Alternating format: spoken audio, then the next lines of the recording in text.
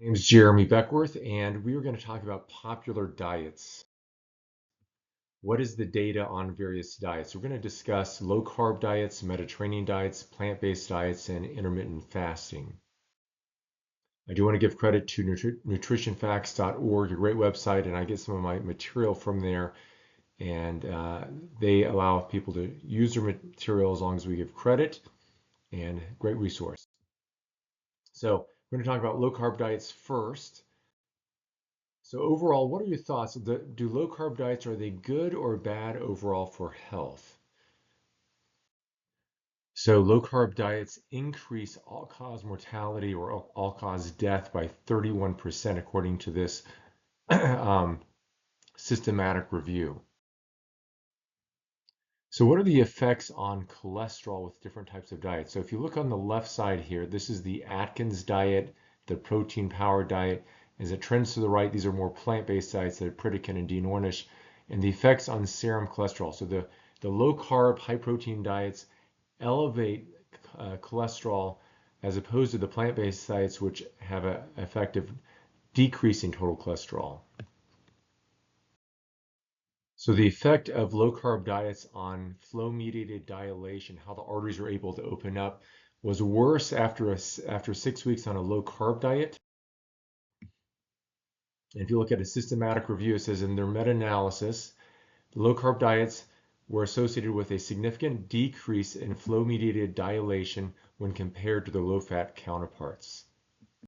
And then if you look at low-carb diets, mortality among heart attack survivors, there was 51% increased risk of cardiovascular mortality or death, so dying from heart attacks or strokes, in people on low-carb diets, according to this review, utilizing the Nurses' Health Study and Health Professional Follow-up Study.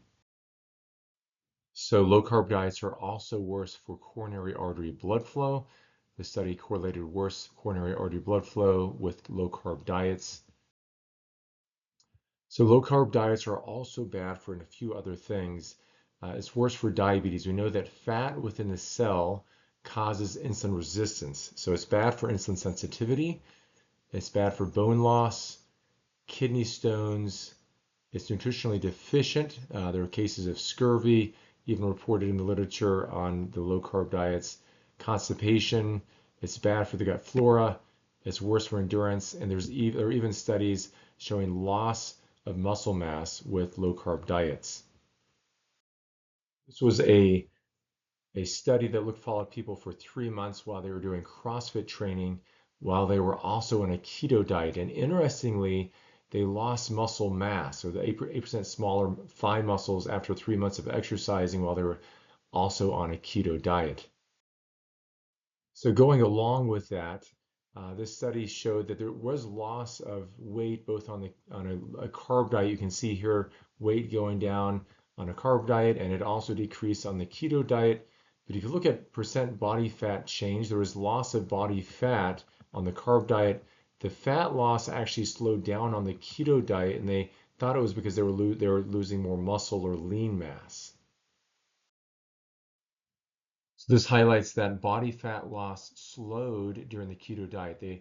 The fat loss slowed down, but they lost more lean mass during the keto diet. So in summary, for low carb diets, there's an increase in all-cause mortality. All cause of death goes up with this in the systematic reviews and meta-analysis. It increases cholesterol levels. There's a 51% increase cardiovascular, like heart attack and stroke mortality or death among heart attack survivors who go on a keto diet. It negatively impacts coronary artery blood flow. It's worse for diabetes. There's bone loss, and there's even muscle loss. So moving on, we'll go on to the Mediterranean diet. What is the data on the Mediterranean diet? So there are a number of Mediterranean diet studies. Is it helpful? We're going to look at four of the big Mediterranean diet studies, the key studies, the Leon Heart study, the PREDIMED study, and there's a JAMA internal medicine study that was really nice. So the Mediterranean diet is a so-called in topic nowadays if you look in the medical literature and the lay media, but what exactly is it? What is its history? So to answer that question, you have to go back to post-World War II in 1952, impressed by the low rates of heart disease in the Mediterranean region. Ansel Keys initiated a series of investigations looking at 7 different countries. So Ansel Keys, he took on this 15-year study, looked at 7 different countries, and what was very interesting was that heart disease was 20 times lower in the region, not the whole region, but specifically in Crete, Greece. You see rates that were 20 times lower than what was seen in the United States for coronary heart disease. What were they eating? In Crete, they were eating a 93% plant-based diet. So only 7% of their diet was made up of meat, fish, eggs, and dairy. So it was predominantly a plant-based diet. And they found coronary heart disease to be a medical rarity at that time. So giving commentary on this, they say the heart of this diet is mainly a vegetarian diet and differs from the American and Northern European diets in that it is much lower in meat and dairy products. So again, when you say Mediterranean diet, it was initially described in Crete, not the entire Mediterranean, but Crete. And if you look at the Crete diet now, it has significantly changed where coronary heart disease was very low back in the 1960s. It has bumped up to about 10%, showing that the diet has significantly changed over that time frame. If you look in the literature now at Mediterranean diet studies, Mediterranean diet scoring systems, the more they get more points for plant-based, less points for meats and dairy. And these studies show, if you look at systematic reviews, the better the score, the more protective it is for heart disease. And here it says the Mediterranean diet can be considered to be a near vegetarian diet. As such, it should be expected to produce the well-established health benefits of a vegetarian diet. So in the Lyon Heart Study, another famous Mediterranean diet study, it was a randomized trial where they put people in an experimental group or a control group.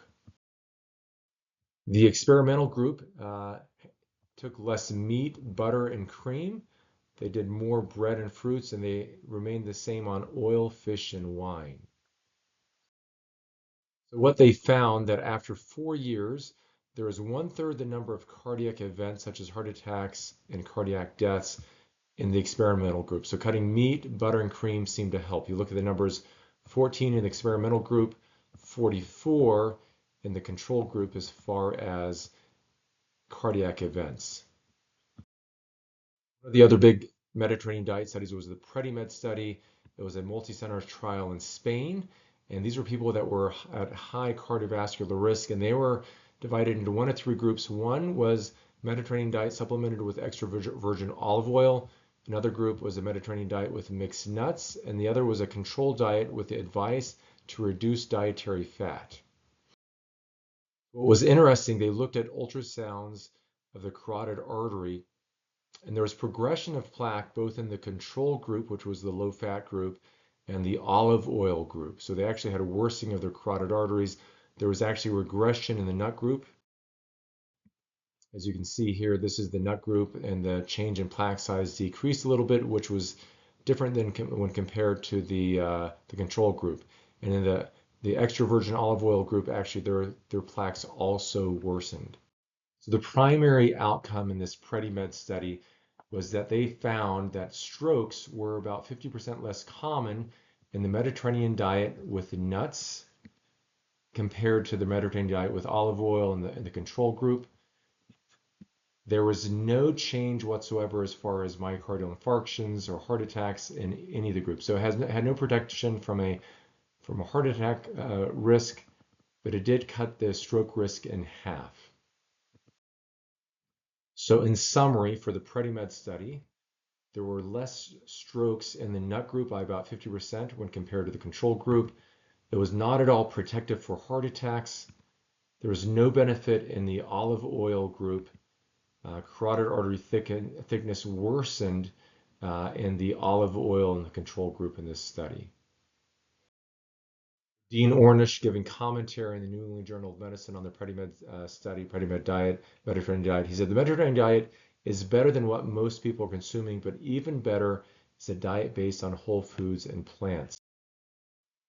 So after controlling for confounding variables, only two factors with the Mediterranean diet has been shown to be protective for heart disease. So if you had to guess, what are those two things within the Mediterranean diet that might be helpful? This was the JAMA Internal Medicine Review article.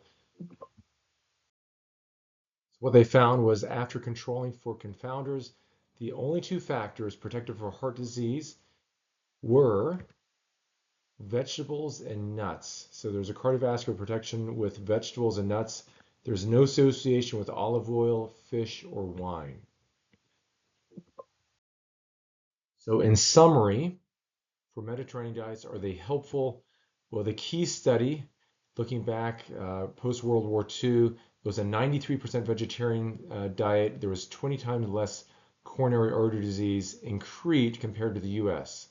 So a 93% vegetarian diet seemed to be helpful for that. That was the originally described Mediterranean diet. The Lyon Heart Study showed 1/3 the risk of heart attacks by cutting meat, butter, and cream. The PREDIMED study showed a 50% reduction in stroke risk in the nut group. There was absolutely no difference in heart attacks, and plaques in the arteries grew in the control group and the olive oil group.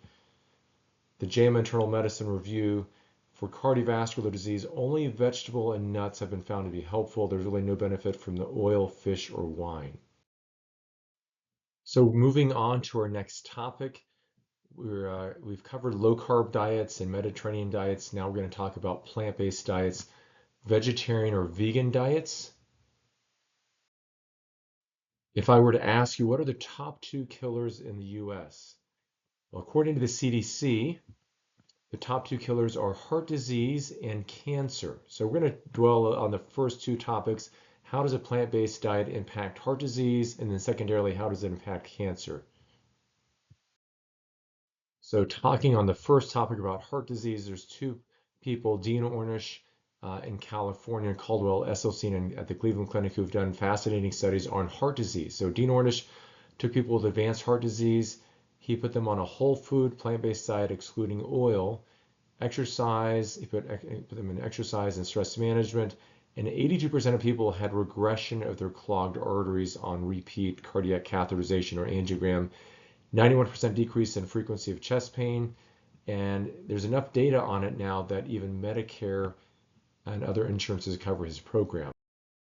Similar at the Cleveland Clinic, Caldwell Esselstyn, he did an initial study of 18 patients who had advanced coronary artery disease. These are people who had 49 events in the preceding 8 years, and they're basically on death's door. They had no more stents or bypasses that they could do, and he put them on a whole food plant-based diet excluding oil. And what did he find? At an 11-year follow-up, where there had been 49 events in the preceding 8 years, there's only one event in the following 11 years, and it was actually in somebody who had stopped the program. So 49 events versus one. So marked difference. 70% saw opening of their clogged arteries on repeat angiograms. In a bigger study, 198 patients with heart disease, he did the same thing, whole food plant-based diet, 3.5 years, 3.7 years. 177 of the patients were adherent, 21 were non-adherent. Of those who were adherent, only one patient had a recurrent event. In the 21 who were non-adherent, 62 had recurrent events. So these are published images out of the Cleveland Clinic. I'm going to pull up my laser pointer. You can see, so this is a coronary artery that is very diseased and narrowed. After 32 months, improvement on a plant-based diet. That was over 32 months. This image that they published was over 3 weeks. This is a stress test showing lack of blood flow in the heart muscle, and within 3 weeks getting better blood flow within the heart muscle. So rapid changes on the program there at the Cleveland Clinic. So moving on from heart disease, the number one cause, and the number two cause of death in America, which is cancer.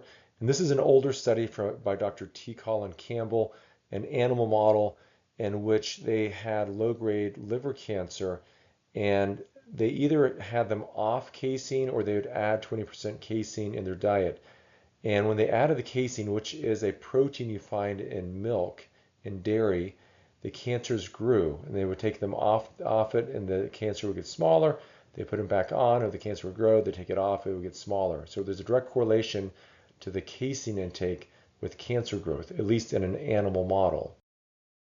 So is there anything in a human model? Well, yes, Dean Ornish, same guy that looked at heart disease in California, he did a great study on prostate cancer, early stage prostate cancer that could be monitored. It didn't have to have surgery or radiation. And they did two groups, an experimental group who put them on a plant-based diet, exercise, and stress reduction, and a control group who just did their typical monitoring, no change in lifestyle. And you can see the PSAs actually dropped and the lifestyle group got higher in the control group. And this is MRI spectroscopy showing cancer growth at baseline, where the PSA is 6.4 in a patient, and at a year out, PSA had dropped. You can see the tumor activity is actually smaller in the experimental group who changed their diet, got exercise, and worked on stress reduction. And then they put the cancer cells in a petri dish, so an in vitro model, and they noticed that the growth of prostate cancers was inhibited almost 8 times more by the serum of experimental group than from control, 70% versus 9%.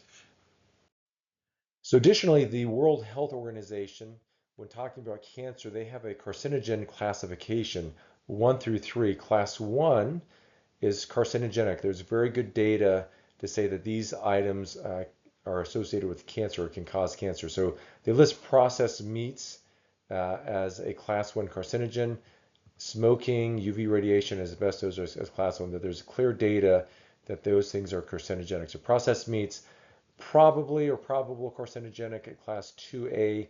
Red meat would fit into that category. So we know meats, especially processed meats and red meats, are not favorable for cancer.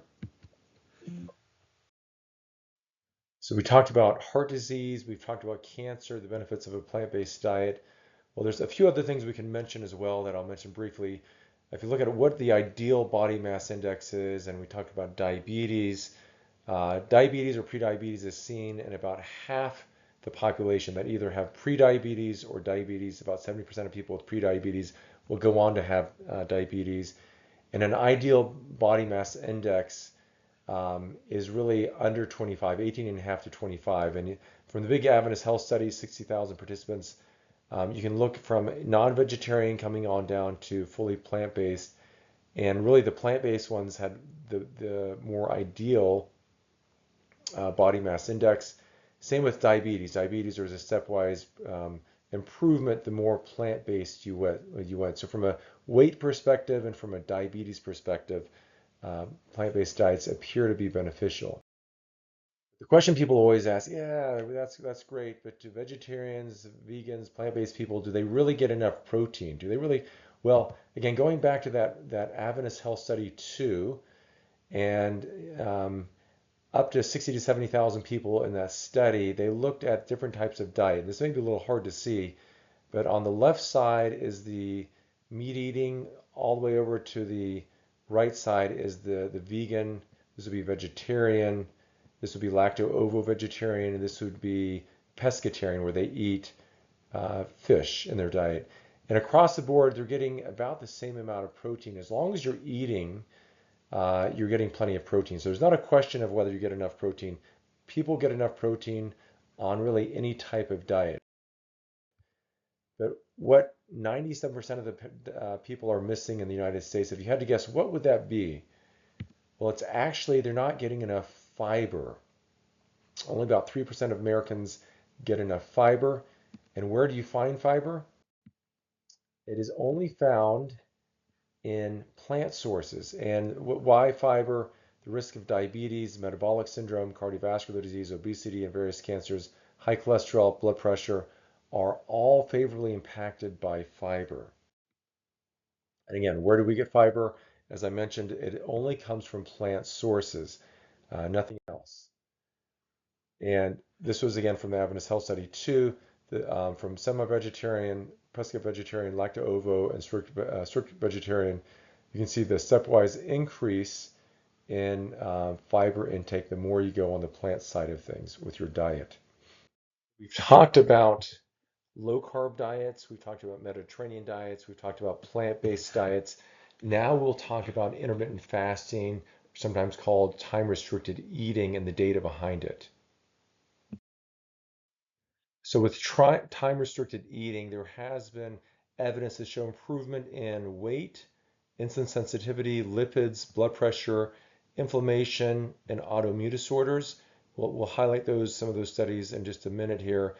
And they've also found that early eating windows, like morning to afternoon, do better than late windows. And most of these studies look at 8 hours of eating, 16 hours of fasting. And if you put the fasting time earlier in the day, like a big breakfast, a medium lunch, keep those separated by 8 hours, you do better than if it's like a later breakfast, lunch, and then a dinner. So earlier in the day, the better it is for inflammation, weight, glucose, blood pressure, and lipids. So very fascinating studies with intermittent fasting in animal models. So this is a study where they blasted mice with radiation, and within 30 days, 70% of the mice die. If you kind of follow this, they blast them with radiation. 70% of the mice will end up dying by 30 days. This is about 70%. Only about 30% of them are left. If they had been intermittent fasting for the 6 weeks before, you see this line here, not a single one of them died. So something very powerful, at least in an animal model, of intermittent fasting. Very similar effects with high dose chemo. If they give these, and again, this is a mice model, but give mice water fast for 2.5 days prior to undergoing chemotherapy at a very high dose, where within about 5 days, all the mice die if they hadn't been on a water fast. If they've been on a water fast the 2.5 days prior, they survive. Like, why is that? But this is an animal not model. It's not a human model. And this is a human model. So chemotherapy in humans, they fasted either 24, 48, or 72 hours prior to chemotherapy. And what do they find? So those who fasted a little longer, 72 hours versus 24 hours, the 72-hour longer fasting group had less nausea, vomiting, nerve damage, and less bone marrow suppression. So you can see down here, the 72 hours, just less nausea, less vomiting, less nerve damage, and less neutropenia, less suppression of the bone marrow. And as you can see here, there's less bone marrow suppression with white blood cell or lymphocyte survival. So in the 72-hour fasting group, there was less a drop. There was really no drop in the white blood cells where there was in the 24-hour fasting group before the chemotherapy. And what's the theory behind this is that many chemotherapy drugs, they target cells that are actively dividing like tumor cells. And if normal cells, if you're in a fasting state, your cells have kind of downshifted, they're more in a repair state, they're not rapidly dividing, and they may be less vulnerable to the effects of chemotherapy. So that's the rationale. A systematic review of 22 studies on this topic, it was found that there's less side effects and improved survival by fasting prior to chemotherapy and tumor suppression. This is a systematic review. It should be noted, though, of the 22 studies, 18 of them were animal studies. Only 4 of them, with some pretty convincing data, but only 4 of them are human studies that are more preliminary. So hard to make definitive claims at this point because there's just more preliminary human studies, but some of the animal studies look very promising, as that last human study that I just showed you did as well. Moving on to autoimmune disease and intermittent fasting or time-restricted eating.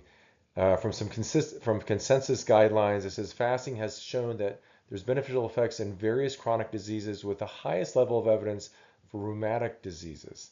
This was a consensus statement from a few years ago, and you think things like rheumatoid arthritis and other autoimmune issues, there's probably a strong genetic component to that. Maybe people just kind of have the genetics to develop that. Well, in rheumatoid arthritis, at least, identical twins, there's only 30% chance of concordance. So that means that 70% is explained by something other than your genes. And there are a number of studies. This is a systematic review looking at fasting followed by a vegetarian diet in patients with rheumatoid arthritis. They reviewed 31 studies, and 4 of them were controlled trials. The pooling of these studies showed statistically and clinically significant beneficial long-term effects. So this is one of those studies. This was a study that looked at 7 to 10 day of a subtotal fast where they were given like a vegetable broth, teas, carrot, celery, beet juice. Then after that, a 3 to 5 month vegan and gluten-free diet. Then they switched to a lacto-ovo vegetarian diet for months 5 to 13. And you can see that there was a clear difference in inflammatory markers. This is the ESR or SUD rate, C-reactive protein, and white counts. They all dropped significantly with this fasting followed by a change to a plant-based diet. In that same study, they looked at joint pain, morning stiffness, grip strength, tender joints, and swollen joints, and fasting improved all of those. You can see the lines here, the control group versus the fasting and diet group. So quite impressive, some of these changes that can be seen in the intermittent fasting. This is 10 measures of inflammatory changes that decreased after fasting that was then followed by a vegan then vegetarian diet, similar to the prior study. 7 to 10 day of a fast, which was vegetable broths, herbal teas, small amount of juice. Then a strict vegan diet, limited processed foods for 3 to 4 months, and then went to a lacto-ovo vegetarian diet for the remainder of the year. And 10 measures of inflammation decreased following that diet. This is a good one on Crohn's disease. There have been a few studies on Crohn's disease. This was a randomized controlled trial, 2025, and there's 20 in a time-restricted feeding, intermittent fasting versus 15 in a control group. There was an 8 versus 16, 8 hours of eating, 16 hours of fasting, 6 days a week for 12 weeks. They didn't change the diet, the food, or the calorie intake. They just changed the timing of the eating. And what did they find? Well, they found that Crohn's disease activity improved significantly. There's a 40% decrease in stool frequency, 50% reduction in abdominal discomfort, markers of inflammation decreased, weight loss improved. And why is that with some of these autoimmune issues that you see these marked improvements? Well, the thought is that sometimes with the gut lining, if you get breaks in the gut lining, some permeability or a leaky gut that can allow either food particles or bacteria to get into the bloodstream that then can incite inflammation and autoimmune issues. And if you give the gut some time to rest with 2 meals a day, hey, maybe that helps with the gut healing. So there's other studies on Crohn's and fasting or intermittent fasting. There's quite a few studies on metabolic diseases with time-restricted eating or intermittent fasting with favorable outcomes. I'm not going to go through all of these. Intermittent fasting has also been shown to increase BDNF, which is a brain-derived neurotropic factor. You can think of this as the fertilizer for your brain and nervous system. It supports growth, survival, and repair of neurons. And a number of studies have shown that BDNF specifically helps memory, cognition, depression, anxiety, and neurodegenerative processes like Parkinson's and dementia. And so intermittent fasting, helpful for BDNF. You can see here for BDNF and endogenous opioids, and may generate a mood enhancement and state of euphoria. Again, showing that this is another study showing that BDNF exerts an antidepressant activity. This is in animal models. So there are studies, human studies, showing that BDNF is directly related in people with depression, major depressive disorder, that you see lower levels in people with depression than healthy controls. BDNF, we know, not only is boosted by intermittent fasting, but it is also boosted by getting adequate sleep. Exercise has shown like you can quadruple your BDNF with doing endurance training over a 3-month period. It's been shown turmeric, a teaspoon of turmeric a day for a month will bump it up by about 50%. There's some studies suggesting nuts improve BDNF. BDNF alternatively is depleted by poor sleep. Within hours after a high-fat meal, BDNF decreases by 27%. So there are some interesting studies for intermittent fasting and Parkinson's, more so in the animal model than the human model. But Parkinson's, we know, is loss of dopamine neurons in the substantia nigra. You have these misfolded alpha-synuclein protein accumulation at the synaptic cleft. There's neuroinflammation, and there's mitochondrial dysfunction, and animal models show improvement with intermittent fasting. One such study here, intermittent fasting in a mouse model, and while we're not mice, this does offer some encouragement, as a 4-week course of alternate day intermittent fasting, and they had improvement in dopamine levels and neuron functioning within the brain, improved alpha-synuclein clearance, and improved motor function. There is a primate model with Parkinson's disease where they did 30% less calories for 6 months, and interestingly, they found better function and dopamine production. But again, human studies are still lacking. There are some studies in the works that I saw, but nothing yet conclusive. I will mention one other thing for intermittent fasting. There's something called the fasting mimicking diet that was created by Dr. Walter Longo at the University of Southern California. And what it is that they restrict their calories by 60% for 5 days. And they think 5 days may take that much time to really get good autophagy, like cleaning up the cells. And they do it for 5 days, once a month over 3 months. And what they do is they allow, again, the 60% less calories, but they allow things like vegetables, specifically zucchini, kale, spinach, tomato, nuts, seeds, olives, olive oil. They avoid animal proteins such as meat, dairy, and eggs. They avoid high protein plant foods and sugar, refined carbs, and alcohol. Those are out.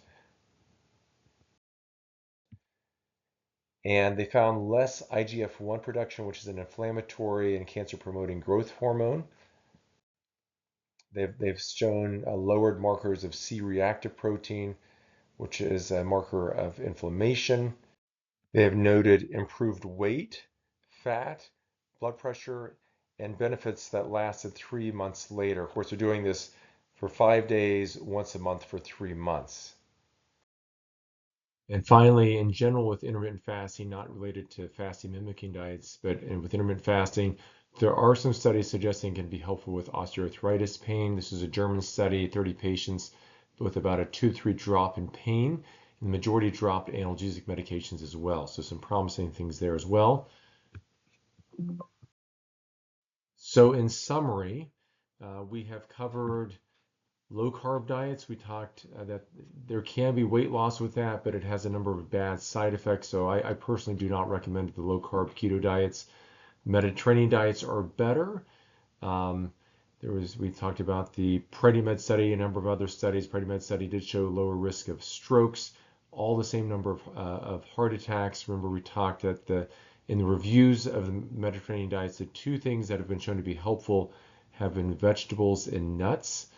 Plant-based diets, we talked about the benefits that they have for things like heart disease, some of the studies on cancer and weight and diabetes and so forth, and then some very interesting studies on intermittent fasting. So I hope you have enjoyed this.